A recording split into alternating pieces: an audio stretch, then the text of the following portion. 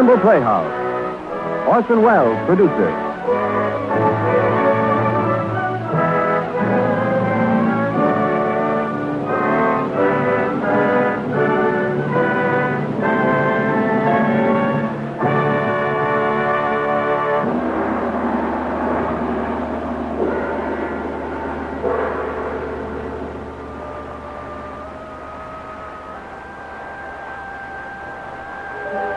Good evening. This is Orson Welles. Tonight we take you to Shangri-La in the Valley of the Blue Moon. You may not believe this story, but ladies and gentlemen, remember please that ever since the human race was articulate, men have returned with tales of such a place as Shangri-La. Usually they've been laughed at. Always they've been doubted, but never yet been proved that their stories were untrue. And so tonight we bring you James Hilton's Lost Horizon, and as our guest of the evening, Miss Sigrid Guri.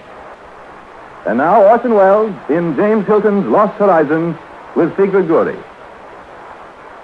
I say, Sanders, did you ever know a chap named Conway? You mean Laurie Conway? Oh, yes, of course I do. Remember him very well. Wonderful fellow. He was. Our civilization doesn't breed people like that nowadays.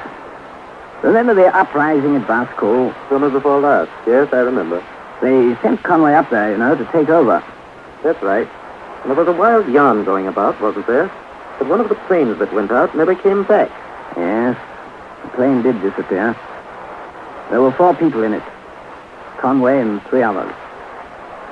I can only tell you the story as he told it to me. I don't ask you to believe it. I wouldn't believe it myself, except for one small fact. There were 4 of them in that plane. There was Conway.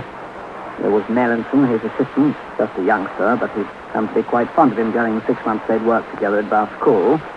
And 2 others he didn't know.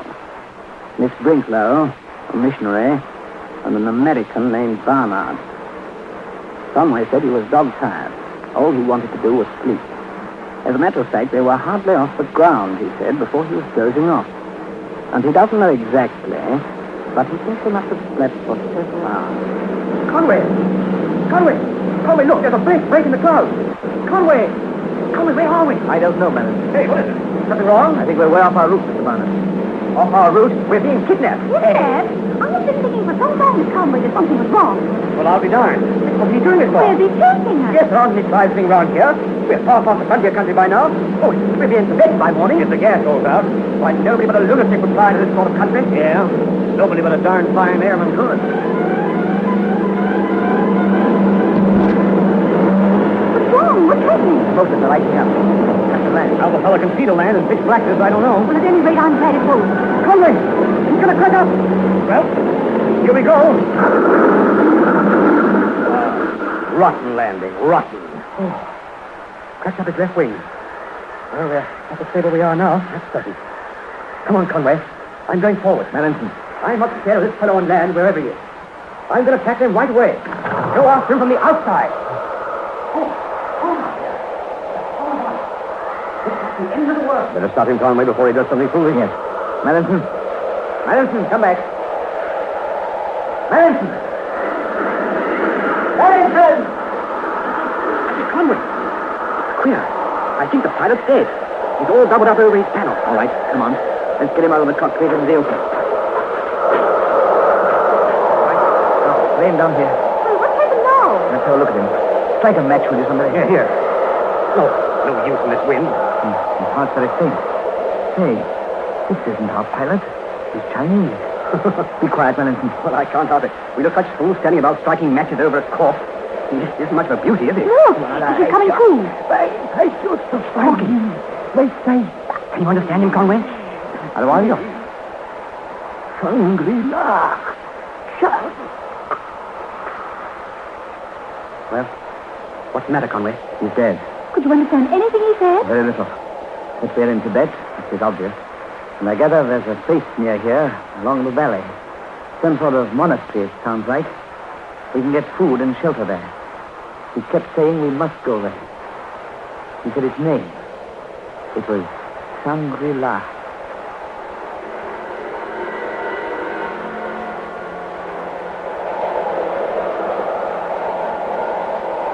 shall never forget Conway's vivid description of that lonely place. It was like a vast emptiness, he said, with mountains on every side. Mountains rising on top of mountains. There was a range of them gleaming on the far horizon like a row of dog teeth. But it was the wind, I think, that impressed him most. Not an ordinary wind, not even a strong wind or a cold wind. A sort of frenzy that lived all round us. That's how I felt it. And all through the night, he watched. At dawn, the wind dropped. And in the lessening gloom, the valley took shape. A floor of rock and shingle sloping upward. And then, suddenly in the distance, he saw climbing down the steep incline of the mountain, coming towards him, a party of men. Tibetans, they looked like.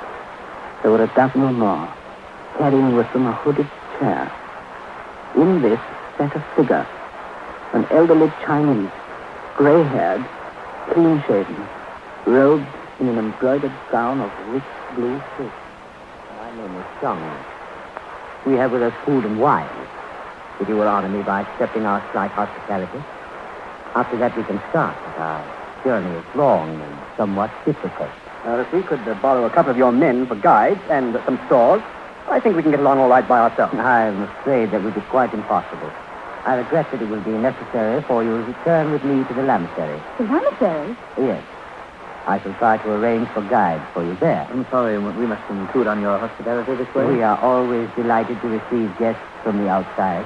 Well, we won't be there long, I promise you that. And we'll pay for everything we have. We'll pay for our journey and our guide back. We want to return to civilization as soon as possible. My dear sir, are you so very certain that you are away from it?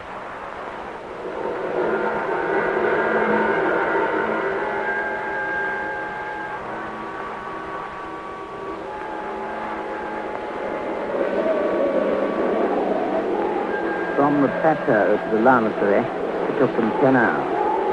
It was bitterly cold. At one time, they were forced to rope themselves together. Conway seemed very pleased that here at least he was of some use. He'd done a lot of mountain climbing in the Swiss Alps and knew all the tricks. And then, very late in the afternoon, without warning, Conway said, they stepped out onto level ground. Out of that mist and cold into clear, sunny air. Far below them, under the setting sun, is the lamasery. A group of colored pavilions clinging to the mountainside with the chance delicacy of flower petals impaled upon a crag. That's how he described it. And beyond that, in a dazzling pyramid, shimmering against the deep electric blue of the evening sky, was the most beautiful mountain on earth. It was so radiant, so serenely poised, that for a moment he wondered if it was real at all. There is our valley, and there is our lamasery. It is called Shangri-La.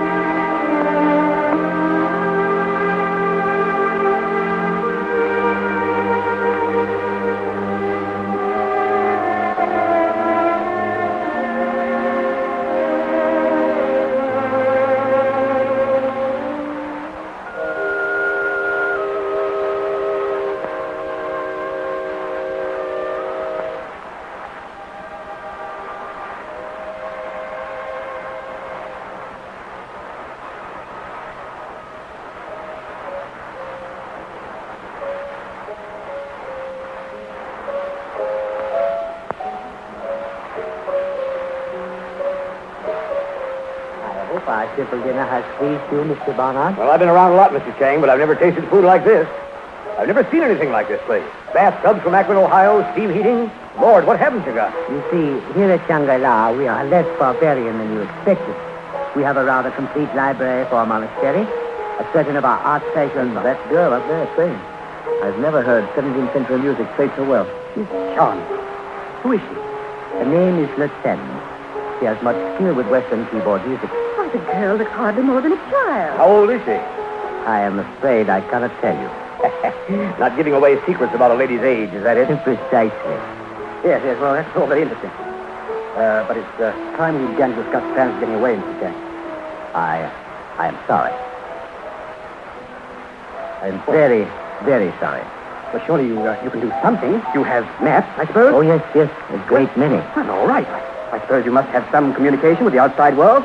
How far is it to the nearest telegraph line? Well, where do you send to when you want anything civilized? It is quite true, Mr. Marathon, that from time to time we do require certain things from distant parts. And there is such a consignment expected shortly. Perhaps when the porters arrive.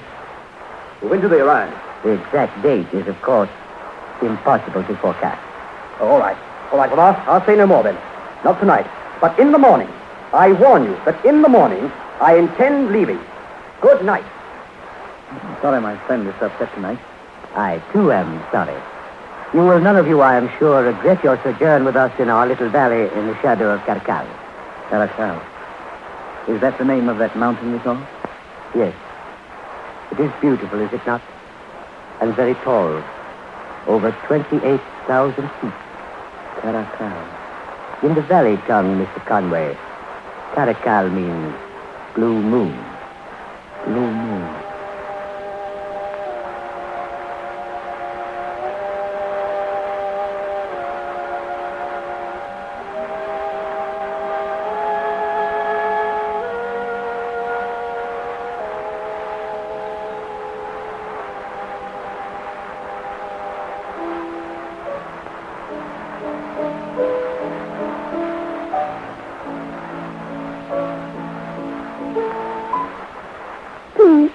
Don't stop, Mr. Conway. Oh, I'm sorry. I didn't hear you come in, Roxette.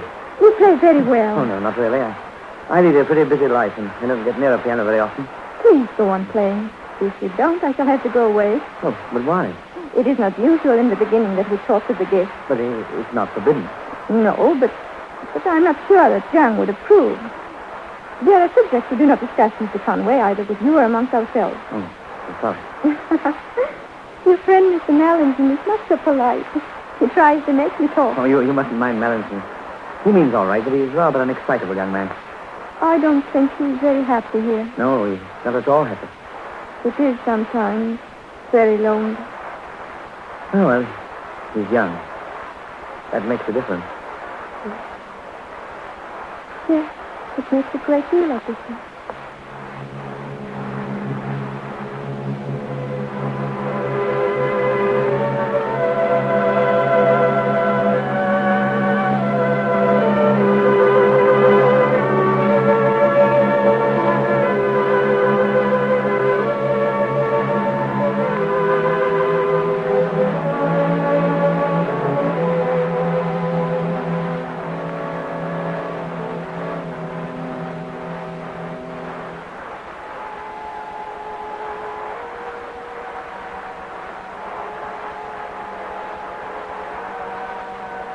Conway said that in that place it was difficult to estimate the passage of time. He said it must have been about a fortnight after they got to Shangri-La that John came to him one day with a message. The message was a summons from the High Lama. Together they went across the empty courtyard, then up a steep spiral staircase, and as they climbed, Conway said he was aware of a strange sensation, a dry, tingling warmth, as if all the windows were tightly closed and some kind of steam heating plant was working at full pressure. Then, finally, they were standing before a door which opened and closed again, and Conway found he was alone. He said he stood there for a moment, hesitant, breathing an atmosphere that was not only sultry but full of dust, so that it was several seconds before he could accustom himself to the gloom. Then, slowly, he became aware of a small, pale, and wrinkled person, motionlessly shadowed, like some fading antique portrait in the warm dust. He felt dizzy under the gaze of those ancient eyes. Oh. You are Mr. Conway. I am? It is a pleasure to see you, Mr. Conway. Please sit down beside me. I am an old man and can do no one any harm. Oh, I feel it a signal honor to be received by you. Thank you, my dear Conway. I shall call you that according to the English fashion. The young tells me that you have been asking many questions about our community. It's a fair. I'm certainly interested in you. Then if you can spare me a little time, I shall be pleased to give you a brief account of our foundation. Tell me, my dear Conway, are you familiar with the general outline of Tibetan history? I found in your excellent library some interesting annals of these regions, but curiously enough, nothing of the history of Shangri-La. There is a reason for that, as you will see. And in all the maps of this area, both ancient and modern, there is no mention of Caracal or the Valley of the Blue Moon. That, too, is for a reason you will soon understand. The ancient history of Shangri-La is the history of a Catholic priest named Father Perrault. Before devoting himself to Far Eastern missions, Perrault had studied at Paris, Bologna, and other universities. He was something of a scholar. But he was not an ascetic. He enjoyed the good things of the world and was careful to teach his converts cooking as well as catechism. In the year 1719, Perrault set out from Pekin with 3 other Capuchin friars. They traveled southwest for many months by Langchao and the Coconor, facing terrible hardship. The 3 others died on the way, and Father Perrault was not far from death when, by accident, he stumbled into the rocky defile that remains today the only practical approach to the Valley of the Blue Moon. Perrault began to preach here in the year 1734, when he was 53 years of age. His was a full life, and he had accomplished much when in the year 1789 news descended to the valley that Perrault was dying at last. He lay in this room, my dear Conway, where he could see from the windows the white blur that was all his failing eyesight gave him of Caracal. But he could see with his mind also. His mind had straightened to a snow-white calm. He was ready, willing, and glad to die. He gathered his friends and servants round him and bade them all farewell. Then he asked to be left alone a while. And it was during such a solitude, with his body sinking and his mind lifted to beatitude, that he had hoped to give up his soul. But it did not happen so. He lay for many weeks without speech or movement. And then, my dear Conway, he began to recover. He was then 108. When the last of the old monks died, in 1794, Perrault himself was still living. He was then 113 years of age.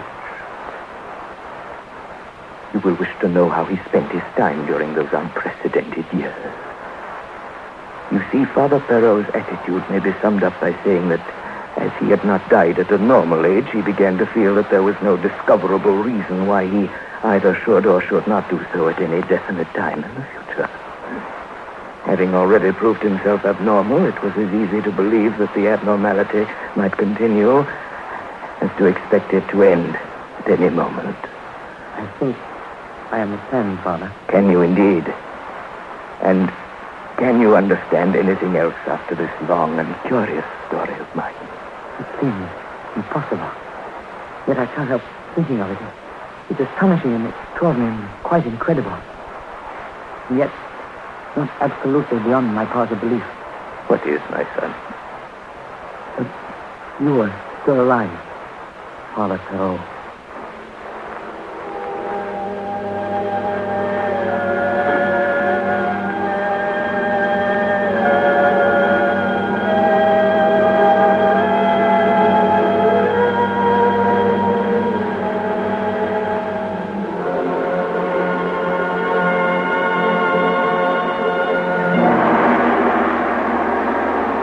You are listening to Orson Welles in the Campbell Playhouse presentation of Lost Horizons with Sigrid Guri. This is the Columbia Broadcasting System. This is Ernest Chappell, ladies and gentlemen, welcoming you back to the Campbell Playhouse. And now Orson Welles resumes our Campbell Playhouse presentation of Lost Horizons with Sigrid Gurry. Another whiskey, Sanders? Hey. Say when? That'll do. Oh, it's getting awfully late. Never mind. Please go on. About Conway. Yes, it is quite a story, isn't it? You see, from the time Conway got to that monastery place till the night when he told me about it, nearly a year had passed. And heaven only knows what he'd been through. But the way he told his story, and the way he described it all, it was as though he were living it all over again. Every minute, every detail of it. I remember the tone of his voice as he spoke of the High Lama. I remember the silence, exactly as he described it. The silence between him and that ancient figure in that airless, half-lit room. It may have lasted but a second, though it seemed an hour, an eternity, as he sat there, staring at the ancient face of the High Lama. It was disembodied. It seemed to glow out of that yellow dusk, like a fragment of an old parchment.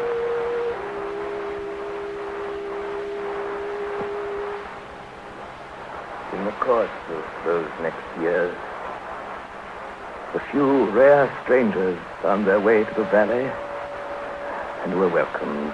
A Chinese merchant found his way here in 1822. A Greek trader in 1830, and in 1845 a French musician, a pupil of Chopin. Later an Englishman, 2 Russians and a German. And night and day sentries kept constant watch on the entrance to the defile. And more than one party of explorers, glorying in their first distant glimpse of Caracal, encountered messengers bearing a cordial invitation. One that was rarely declined. Just as we were greeted and welcomed? Yes, my dear Conway. And of course, our invitation is subject to one very important and invariable proviso. And that is? You intend to keep us here? That, I take it, is the important and invariable proviso. You have guessed correctly, my son. In other words, we are to stay at Shangri-La forever? I should greatly prefer to employ your excellent English idiom and say that we are all here for good. For good. Yes. What puzzles me is why out of all the rest of the world's inhabitants, we 4 should have been chosen. In recent years, our number has been shrinking. Even in Shangri-La, we are mortals, and a serious problem was beginning to arise. What, you mean that pilot was sent out deliberately to bring someone back by air? My son, you are still, I should say, a youngish man by the world's standards. Your life, as people say, lies ahead of you. Yes, in the normal course, you might expect only 20 or 30 years of gradually diminishing activity. Youth and old age. Between those 2 clouds, what small and narrow sunlight illumines a man's lifetime. But you, it may be, are destined to be more fortunate, since by the standards of Shangri-La, your sunlit years have scarcely yet begun. You will have time. Time, that rare and lovely gift that your Western countries have lost the more they have pursued it. You make no comment, my dear Conway. I've been deeply impressed, Father Thoreau, by the things you've told me. I still don't entirely comprehend their significance. Here in Shangri-La, my son, we have a dream and a vision. It is a vision that first appeared to me when I lay dying in this room in the year 1789. I looked back then on my long life, as I have already told you, and it seemed to me that all the loveliest things were transient and perishable, and that war, lust, and brutality might someday crush them until there were no more left in the world. I saw the nations strengthening, not in wisdom, but in vulgar passions and the will to destroy. And I perceived that when they had filled the land and sea with ruin, they would take to the air. I foresaw a time when men, exultant in the technique of homicide, would rage so hotly over the world that every precious thing would be in danger. Every book and picture and harmony, every treasure garnered through 2 millenniums, the small, the delicate, the defenseless, all would be lost like the lost books of Livy, or wrecked as the English wrecked the summer palace in Peking. I share your opinion of that. And that, my son, is why I am here, and why you are here, and why we may pray to outlive the doom that gathers around us on it. That when that time comes, that Shangri-La will escape? Perhaps. We may expect no mercy, but we may faintly hope for neglect. Here we shall stay with our books and our music and our meditation, conserving the frail elegancies of a dying age and seeking such wisdom as men will need when their passions are all spent. We have a heritage to cherish and bequeath. Let us take what pleasure we may until that time comes. Yes. And then? Then, my son, when the strong have devoured each other, the Christian ethic may at last be fulfilled, and the meek shall inherit the earth.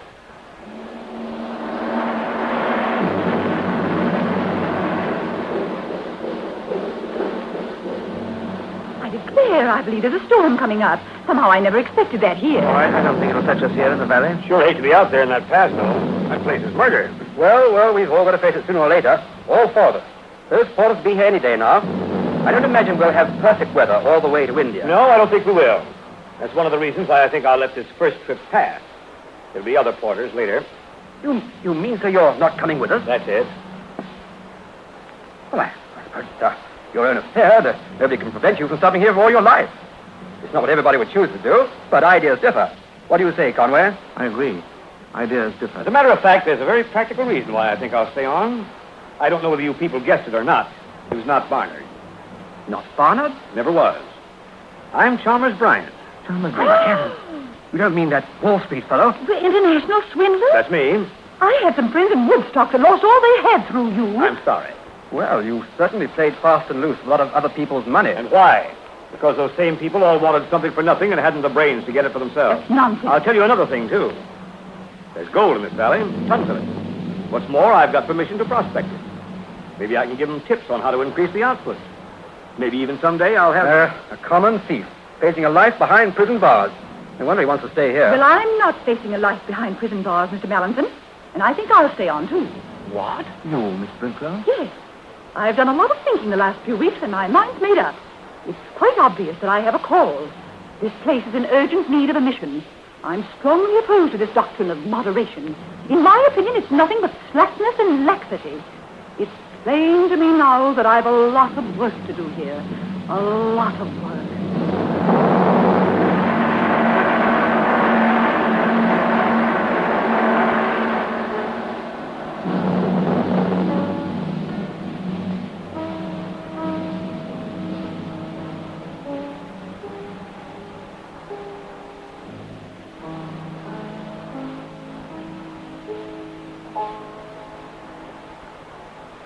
Thank you, Lieutenant. It was beautiful. Mr. Conway, you have seen the High Lama. Yes. He told you everything. What do you mean? The story of Father Perot, of the Lama, of me. The High Lama did not mention you, Lieutenant.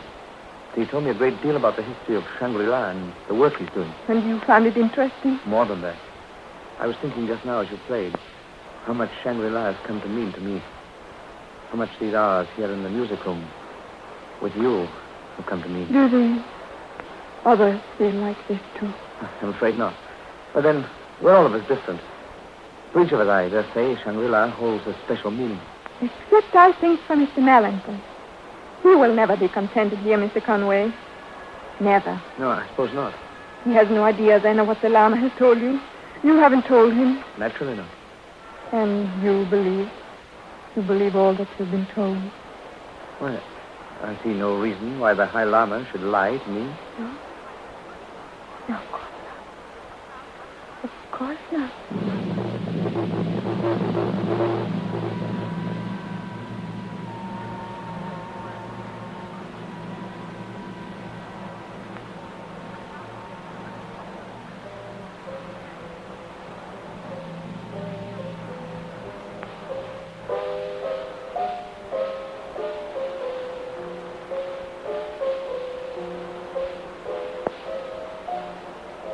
Only John. Have there been many who've tried to escape from Shangri-La? Escape, Mr. Conway. Is that really the word that should be used? After all, the path is open to anyone at any time. Yes. I can only hope none of your friends would be so rash as to attempt so difficult a journey. There's Mr. Marrison. He's young, of course. But others, too. Lutsen, for instance, was young when she first came to us. Was young? Her carriers lost their way in the mountains. She was betrothed to a prince of Turkestan and was traveling to Kashgar to meet him. The whole party would doubtless have perished but for the customary meeting with our emissaries. When did this happen? 1884. She was 18. 1884? Yes. If you will forgive me a personal question, Mr. Conway, is it possible that you are falling in love with Lutsen? What makes you ask that? Because if it is so, it would be quite suitable. Always, of course, in moderation. Even love, then, fits into your scheme of things. The hospitality of Shangri-La is of a most comprehensive kind, Mr. Conway. Yes, I think I quite realize that by now. Tell me, Mr. Giles, how old were you when you first came to Shangri-La? I was quite young, only 22. I am now 104. When did you first begin to grow old, in appearance? I was over 70. That is often the case, though I think I may still claim to look younger than my years. Oh, decidedly. Thank you. And suppose you were to leave the valley now, what would happen? Death. If I remained away for more than a very few days. But even if I were fortunate enough not to die, I would immediately acquire the full appearance of my actual age. The atmosphere, then, is essential? Mr. Conway, in the whole world, there is only one Valley of the Blue Moon.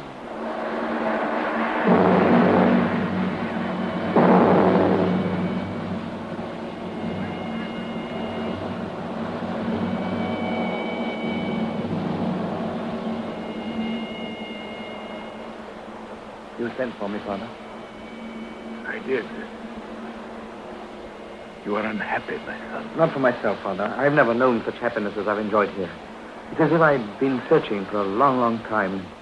At last I'd come to the end of that search. Then it is for the others you are unhappy. For one of them. The other two are quite content, it seems. Yes, Miss Sprinkler wishes to convert us. Mr. Barnard would also like to convert us into a gold mining corporation. But your friend, to whom neither gold nor religion can offer solace, how about him? Yes, he's going to be the problem. I'm afraid he's going to be your problem. Why mine? Valley storms, they are nothing. Karakul sends us storms at this time of the year. But we are quite secure. You said, Father, that Melanson was going to be my problem. Why mine, particularly? Because, my son, I'm going to die. Yes, trust. But surely, my friend, we are all mortal, even at Shangri-La. Father. It is charming of you to appear so concerned. And I will not pretend that there is not a touch of wistfulness, even at my age, in contemplating death. Fortunately, little is left of me that can die physically. And as for the rest, all our religions display a pleasant unanimity of optimism. There remains to me, before I go, one final duty. Concerns you, my son. You do me a great honor. I have in mind to do much more than that. I am about to place in your hands, my son, the heritage and destiny of Shangri-La. I have waited for you, my son, for quite a long time. I have sat in this room and seen the faces of newcomers, I have looked into their eyes and heard their voices, always in hope that someday I might find you. My friend, it is not an arduous task that I bequeath, for our order knows only silken bonds. To be gentle and patient, to care for the riches of the mind, to preside in wisdom and secrecy, while the storm rages without. The storm? This storm you talk about? It will be such a one, my son, as the world has not seen before. There will be no safety by arms, no help from authority, no answer in science. It will rage till every flower of culture is trampled and all human things are leveled in a vast chaos.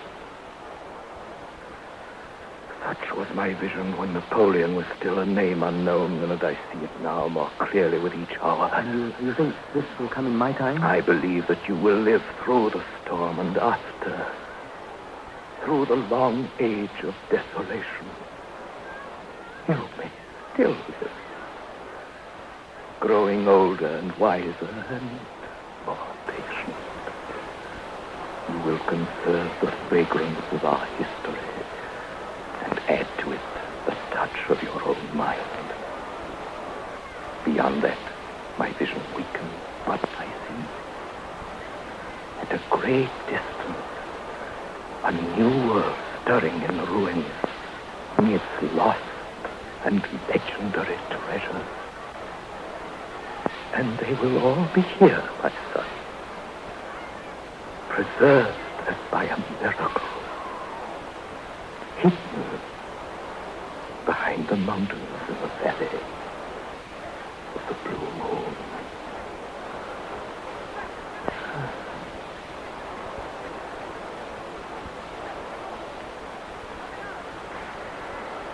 The speaking had finished. The voice was silent. Conway stood there, looking at that face before him, full of a remote and drenching beauty. Then the glow faded, and there was nothing left but a mask, dark shadowed and crumbling like old wood. And Conway told me that it was only after a long time that it came to him as part of a dream that the High Lama was dead.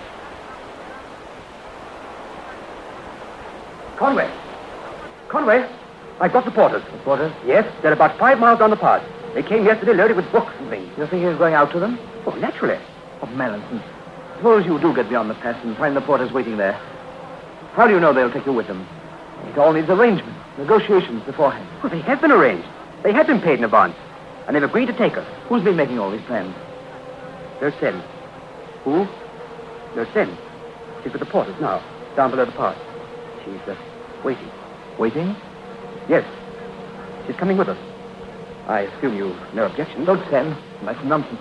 It's impossible. It's not impossible. You think you know a great deal more about her than I do, I dare say. But it seems you don't. Oh, just think of it, Conway. A kid of her age shut up here with a lot of old men. Naturally she'd get away if she had a chance. She said she'd come. She wanted to come. Hang it all, Conway. Don't stare at me like that. Melanson, I've got to tell you the truth. I hope when you've heard it, you'll realize at least why Lot Sen can't possibly go back with you. Well, there isn't anything that would make me believe that. But go ahead. There's something about this valley, Melon. Something that makes it different from other places. From any other place on earth. There are men living here. You've seen them. Who were young when your grandparents were already old. Oh, and you think that... Lot Sen is no different from the others. Lot Sen is not young. Not young? I suppose you'll tell me that he came here in 1884. And she was 18 then. That makes her... She was 18 then. Conway, you're raving. You're raving! Her beauty, Melanson, like all other beauty in the world, lies at the mercy of those who do not know how to value it.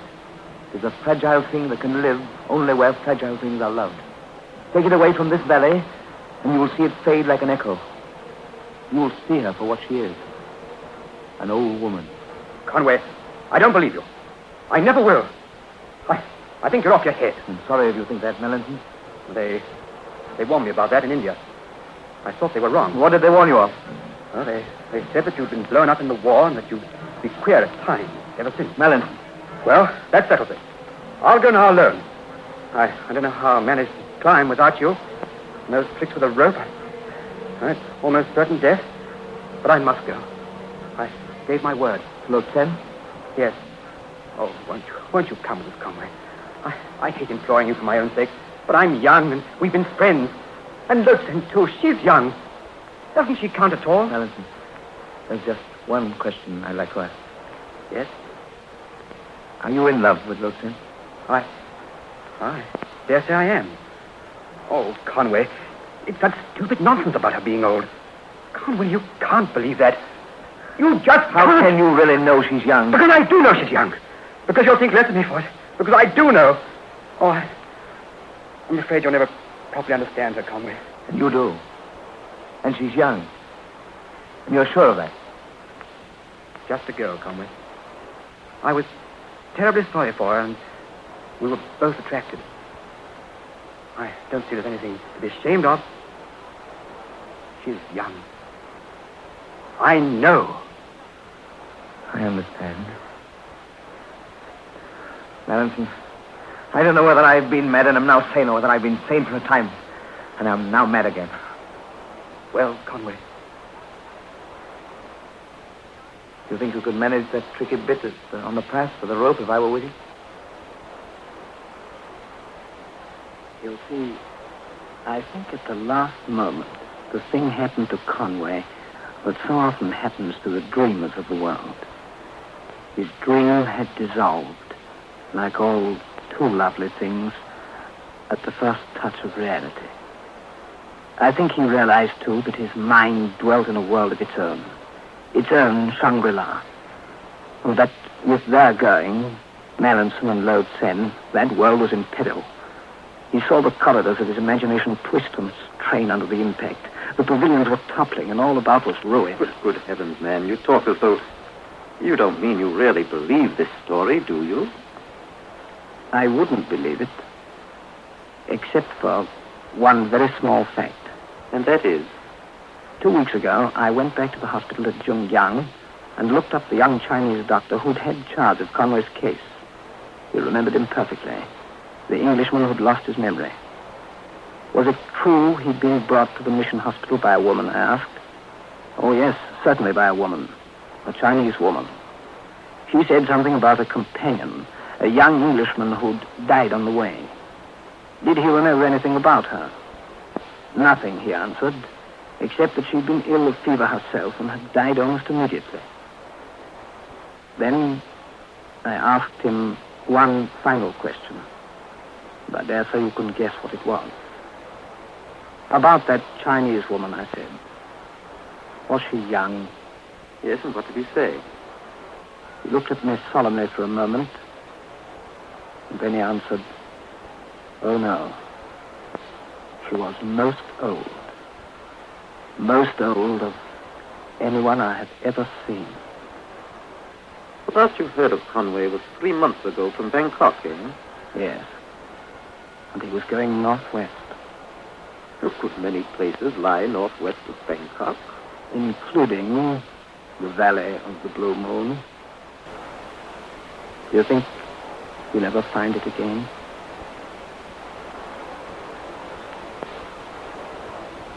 My friend,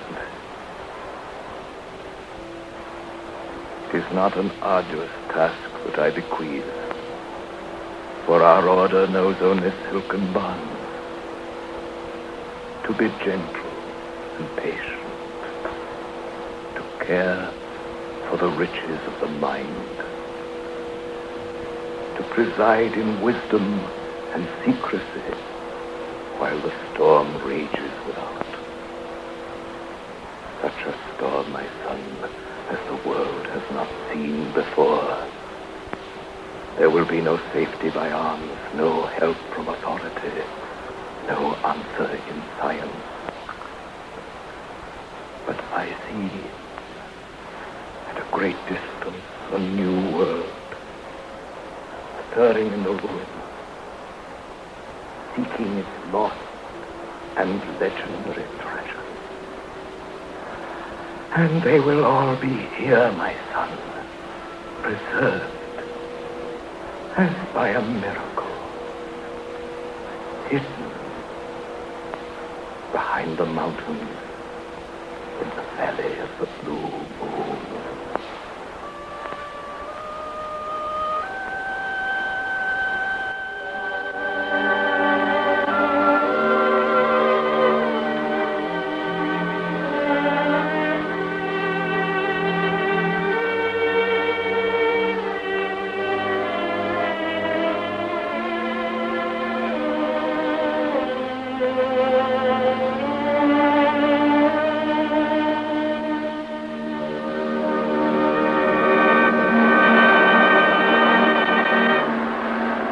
You have been listening to Orson Welles in the Campbell Playhouse presentation of Lost Horizon with Sigrid Guri. And now I see Orson Welles is ready. Mr. Welles. Here by my side, ladies and gentlemen, is a lady whom you've already admired in many continents of the world. In Asia, in Marco Polo, in Africa, in Algiers, and more recently in South America, in the picture Rio. And tonight she was in Tibet playing La Seine, but for whose charms the story of Shangri-La might never have reached the outside world. Beautiful Sigrid Guri. Good evening, ladies and gentlemen. Thank you, Orson Welles. And thank you especially for inviting me here to Campbell's Playhouse. I hear your productions very often, and tonight being here in the studio with you, acting in one of them, is really an exciting experience for me. That's very nice of you, Miss Guri. Thank you. Good night, Orson Welles. Good night, Miss Guri. And ladies and gentlemen, next week, next Sunday night, our favorite and foremost guest, Miss Helen Hayes, returns once more to the Campbell Playhouse. Our production, Vanessa, Hugh Walpole's magnificent love story of modern England. And Vanessa is not only the heroine of a great love story, she is also one of Helen Hayes' favorite characters. Indeed, it was Miss Hayes' own choice for her next appearance on the Campbell Playhouse.